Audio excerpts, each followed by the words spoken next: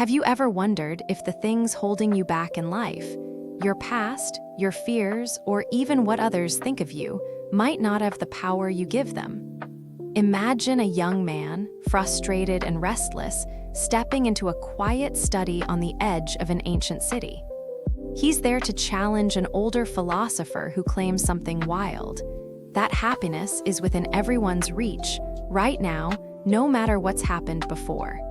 Their conversation unfolds over 5 nights, and it's not just a debate, it's a journey that flips everything upside down. Let's start with one of the most striking ideas they wrestle with: trauma doesn't exist. Not in the way most people think, anyway. Picture this young man, slouched in a chair, telling the philosopher about a friend who's been shut in his room for years. He's convinced something terrible in his friend's past, like bullying or a broken home, must have locked him in there. It's a simple cause and effect story. Bad things happened, so now he's stuck. But the philosopher leans forward and says, no, it's not about what happened back then. It's about what that friend is choosing today. He's not trapped by old wounds.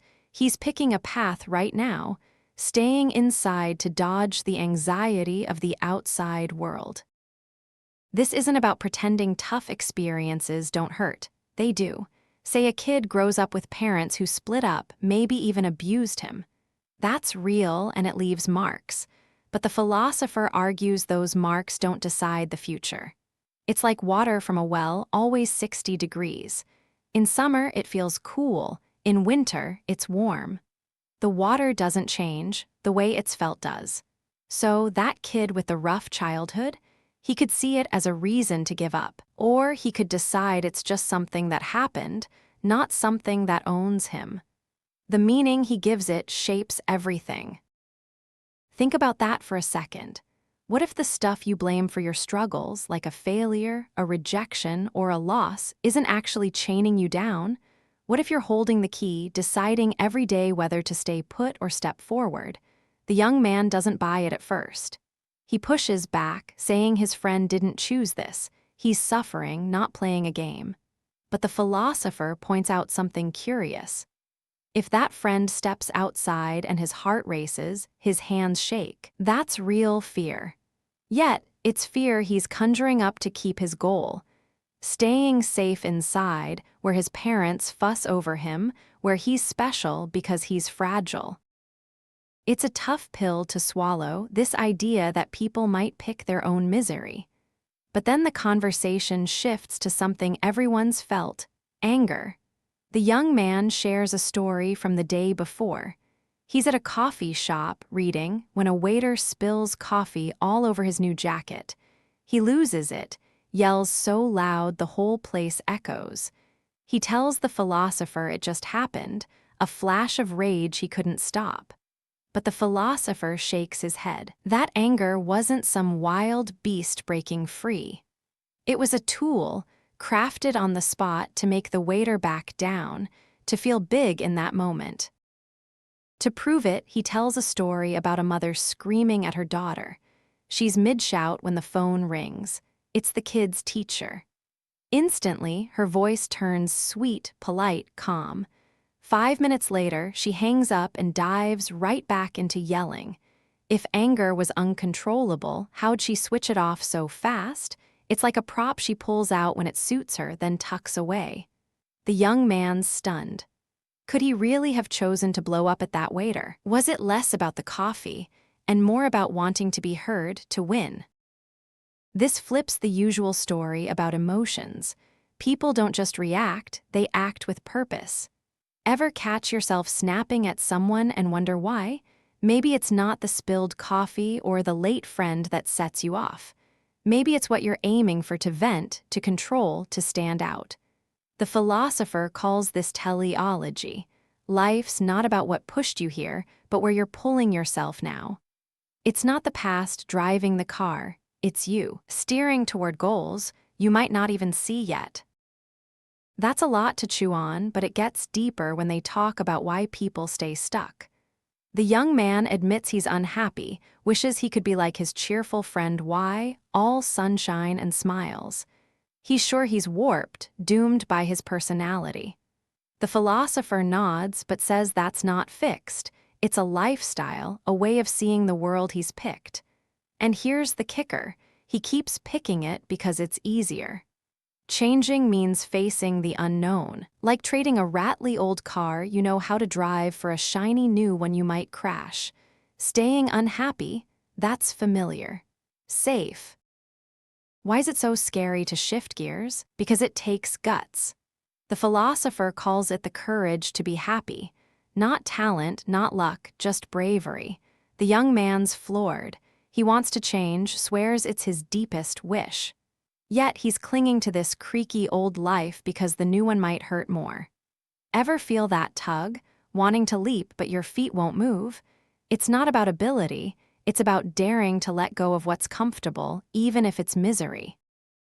Now picture their talk turning to relationships. Every problem boils down to how people connect. The young man's inferiority, his anger, his friend's seclusion, it's all tied to others. Take inferiority. He feels small next to Y, like he's less because Y shines. But the philosopher says that's a choice, too. Feeling less isn't a fact, it's a lens he's wearing. Someone brags a lot, they're not better, they're scared they're worse, puffing up to hide it. Ever notice that in someone or yourself? It's not about who's actually ahead, it's how you stack yourself up against them. This hits hard when they dig into a trick people play on themselves, the lie fly. It's a story they tell to dodge the real stuff. Like saying, I can't do this because I'm bad at math, when really it's fear of failing. The young man's friend might think, I'm shut in because of my past, but it's a lie to avoid stepping out. These lies keep people cozy in their ruts, blaming the world instead of facing it. What's your lie fly? That little excuse that lets you off the hook. Relationships get messier when tasks tangle up. The philosopher shares a scene, a mother nagging her daughter to behave. She's stressed, fighting because she's trying to control what's not hers. The daughter's choices, that's her task. The mother's, how she reacts. Mixing them up breeds chaos. Think of a time you tried fixing someone else's problem, like a friend who won't leave a bad job. You push, they resist, and everyone's mad. If you let their task be theirs, you're free. Less worry, more peace. Here's where it gets practical. Separating tasks isn't cold, it's clear. Your partner's always late, their punctuality's on them. You decide if you wait or go. A kid's grades slip, their studying's their job, yours is support, not solving it. It's like drawing lines in the sand, everyone knows where they stand, and the air gets lighter. Ever tried that? Letting go of what's not yours to carry. But relationships aren't just problems, they are the heart of happiness too. The philosopher tells a story about his grandfather, burned badly in a fire. On a train, strangers gave up seats for him and he saw the world as wonderful, full of comrades. That's community feeling, knowing you belong, pitching in where you can. It's not big heroics, it's small stuff, listening, helping, being there. Ever feel that lift when you do something for someone? That's it, right there. This builds to the big one, the courage to be disliked. Freedom, the philosopher says, is when you're okay with not everyone liking you. The young man balks, doesn't everyone want approval? Sure, but chasing it traps you. Say you want to quit a job you hate. If you're scared your boss or family will frown, you stay. If you shrug and say, that's their opinion, you walk. It's not about being rude, it's about living your way, not theirs. Ever held back because of what people might think? That courage ties everything together. The philosopher's chatting with this fired-up young man, and they're peeling back layers. Denying trauma means the past's grip loosens, you're not its puppet. Seeing problems as relationship puzzles means you can tweak how you connect. Separating tasks cuts the stress of overreaching. Community feeling fills the gaps with purpose. And being disliked, that's the final unlock, freedom to be you, no strings. By their last night, the young man's pacing, snow crunching outside. He's not sold yet, but he's teetering. What's life's meaning if it's just these moments? The philosopher says life itself has none until you give it one. His grandfather chose the world's good after that fire. The young man could pick something too. Contributions the guide, helping others, big or small. It's not a rule, it's a star to follow. Ever thought about what you'd pin your life's meaning on? Their talks end with a quiet power. Happiness isn't out there, waiting for the right past or perfect future. It's here in the now if you're brave enough to grab it. The young man steps into that snowy night, air sharp, moonlight bright, ready to tread a new path. It's simple, he murmurs, life is too. Maybe it's that simple for everyone. Shake off the old stories, dance through the moments, and let the rest fall where it may. What's your first step?